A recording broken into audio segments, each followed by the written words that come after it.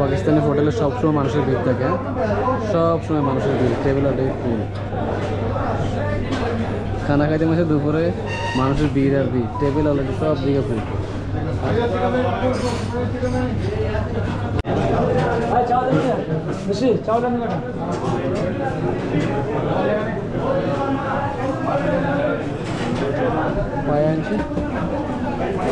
তো বড় মজা আগে না